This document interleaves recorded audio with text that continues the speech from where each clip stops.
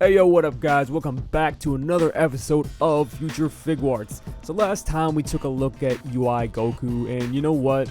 I was gonna wait to upload this next week for next week's episode, but rather I don't want to leave Vegeta fans hanging. So just for you, I'd like to present episode 7 of Future Figuarts, Super Saiyan God Evolution Vegeta.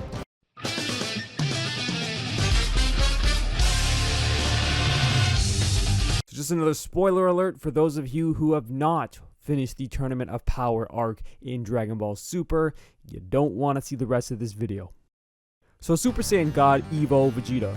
No, not Emo. Can I just start off by saying that this is an instance in which I completely love the fan-made name for this form. 9,000 or 8,000 for those nitpicky viewers times better than the real name. I mean, come on, Super Saiyan Blue Royal or Super Saiyan Royal Blue. This fits Vegeta so much, finally making his Royal Saiyan heritage relevant again. And I think that would have done leagues for his character in Super. I also think it's funny that with the exception of GT, Vegeta's never had to worry about a bad hair day throughout any of his forms. I mean, it never really changed. What's up with that? Oh well, I digress. Let's talk about what this figure could and should look like. Let's start with the obvious, blue, and lots of it. Now while it's unlikely we'll be seeing an aura or shading on the figure to reflect that, Vegeta's hair is indeed a different shade of blue. Like the fan moniker suggests, almost a royal blue in some shots, with the lighter, brighter strands of shading rendering the parts of his hair almost more of a sky or cerulean blue. On this note, his hair is indeed shown to be several shades lighter blue all around in some shots in the anime. Again, I don't think we're likely to see shading here, and if we do, I'll eat my shoes, Tamashi. But really, I think that if they had to pick one shade of blue, it would either be a cobalt or cerulean blue. Shout out to Misty.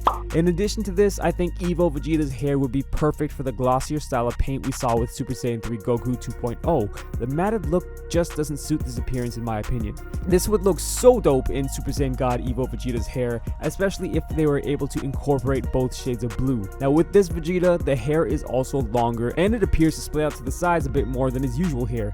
Kind of reminiscent of Super Vegeta's look, but a lot more blue. Now I just want to point out one thing here. This Vegeta's hair sculpt is already pretty bushy / wavy, whatever you want to call it, and they've used this or a very similar hair sculpt at least for Majin Vegeta as far as we've seen. Tamashi, I beg you, if you make this figure, you have to use a new head sculpt. You cannot reuse it for a new transformation where there is a clear difference in how the whole character looks and expect it to sit well with consumers. Okay, now going back to his face for a second, I think one of the more interesting things to note about Evolution Vegeta is his eyes. Just like Ultra Instinct and Super Saiyan 3, the pupils return, and this is a first for Vegeta as we've never seen him like this before. For the actual color of the eyes, I think a cerulean blue would work well here, and then any darker shade of blue such as a navy for the pupils. Could go black as well here, but I think navy would look that much sicker. So bringing up Super Vegeta again, Vegeta also gained some more muscle mass in his evolution form as well. He's much broader in the torso, his arms are bigger, and his legs also appear to gain a bit of size as well as definition all around. Now that's where I think the similarities should end with Super Vegeta and his battle armor. I think we should get Vegeta looking like this.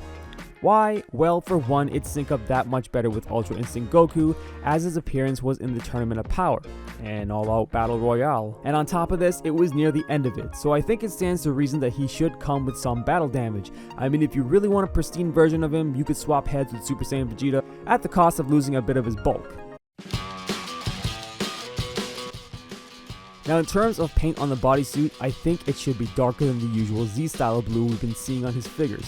I mean, take a look at this shot here.